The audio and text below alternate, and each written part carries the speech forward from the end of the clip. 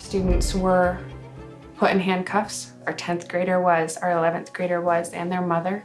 I never expected this to happen in Sackets Harbor. We're a small village of 1,300 people, graduating class of 40. We're just in shock. Thursday, March 27th, we all were informed that 3 of our students and their mother were taken out of their home and detained by ICE. No one in ICE or in the political community could tell us where they were. I'm a mom as well as a teacher, and I couldn't imagine not knowing where my family was. I treat my students like my own kids. 2 of these students are my students, and so I have their classmates. I just addressed, what had happened. We started making calls. People reached out to everyone they knew. Can we maybe organize a rally? And I said, we'll take any of the help that we can get to get them back. These students and their mother are valued members of our community and deserve every protection under the law.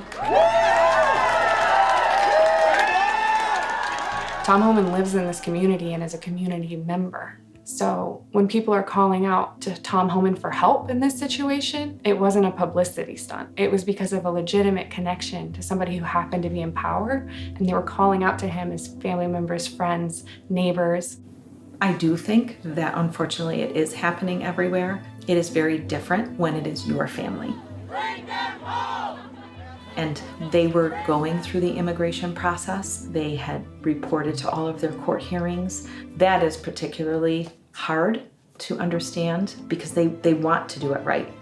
I know what's going on in our world now, and I understood that we have some students who are vulnerable, but I did not see this as being our reality. It's been traumatic. Our community is shook by this. This is not okay. ICE officials, I think the officers that are carrying out these orders feel like they can do anything, and that the neighbors and the communities that it destroys don't really have any recourse. I think that this is catching, and I think that there's a moral movement, a shift, and I think that's a microcosm of what's happening on a larger scale. The closer it gets to your home, the more you feel it, and the more accountable you feel for it, and the more likely all of us are going to stand with our communities again.